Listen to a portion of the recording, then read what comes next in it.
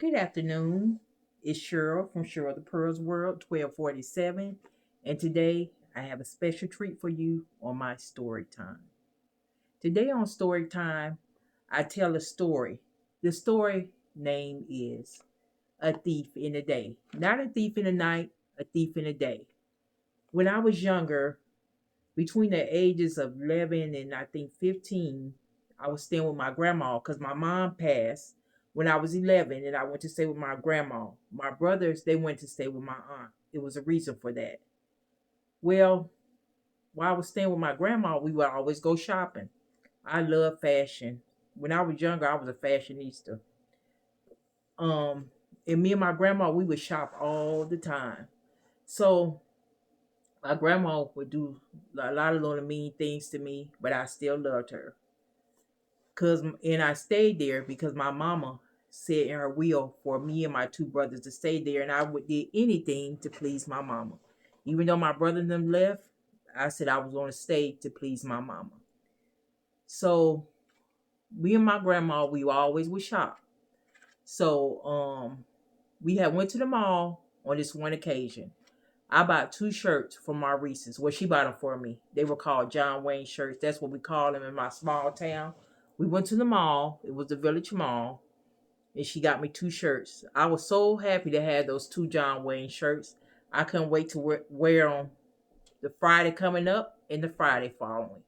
So I went home. I hung them in my closet with tags still on them.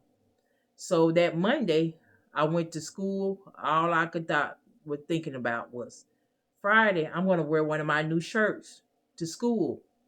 So when I got home Monday, I went and looked in my closet. I just want to see my shirts because I love those shirts. I would always buy stuff, get stuff, and always go look at it in the closet before I wore it because I was just so happy. You know how kids do. You have something new and you just keep looking at it. So I went home, looked in my closet.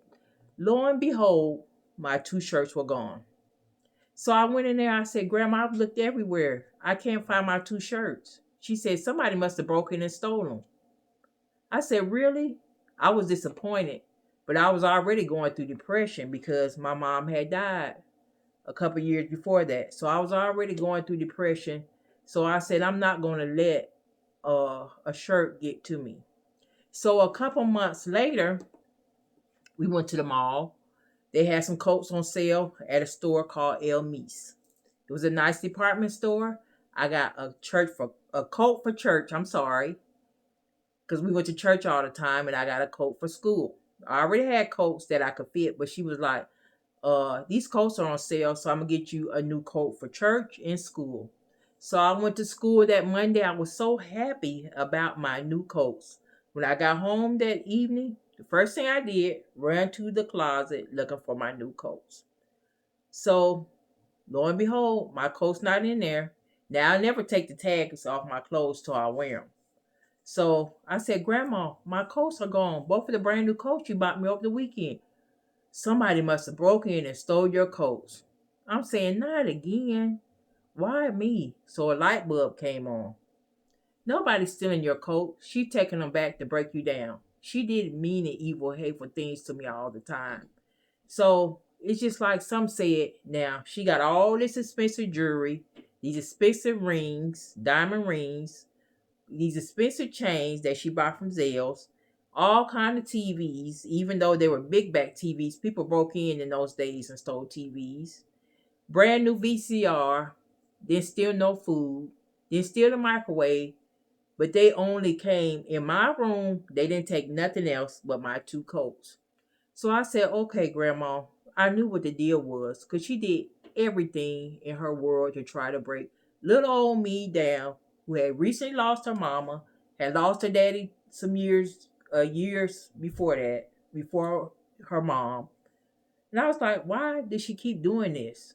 I never understood it.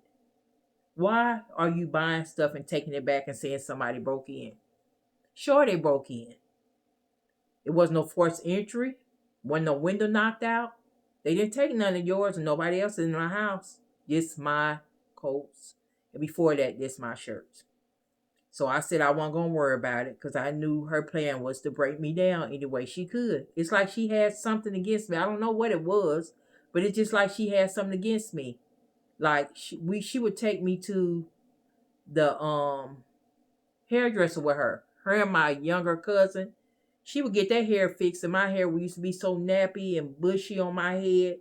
But I would have to sit there while they got their hair fixed. And before my mama left the world, every 2 weeks, because she went blind before she died, she would take me to get my hair done. So it would hurt me to see them getting their hair done and me never get my hair done. So, but God put on the heart of a neighbor. She see me outside one day, my neighbor, and she said, "Ask your grandma, can I press your hair?" Every 2 weeks, she would press my hair out. And I love her for that. I love that lady for that because that made me feel better about myself.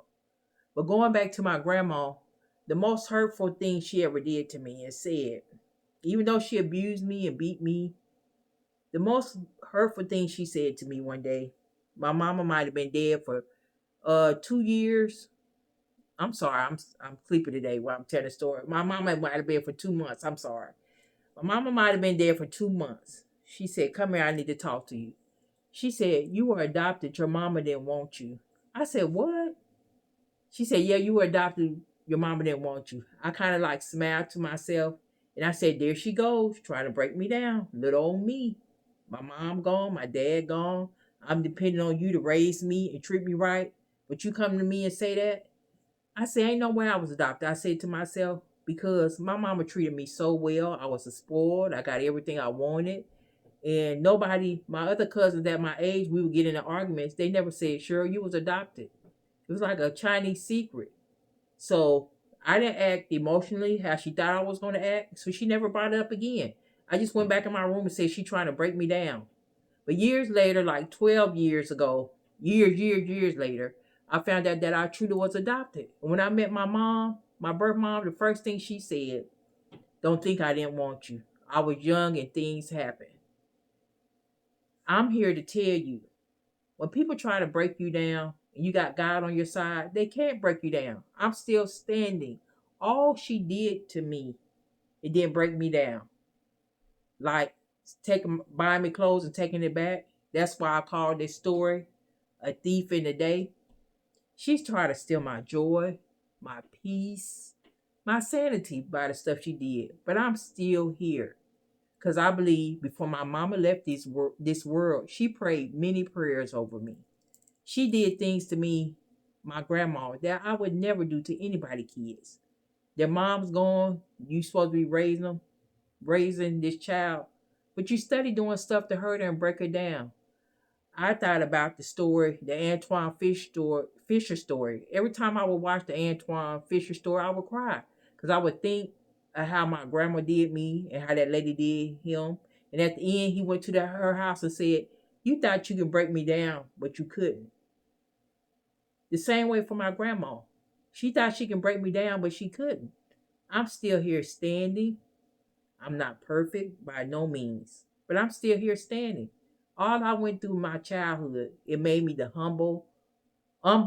sorry, compassionate person I am. I would help anybody.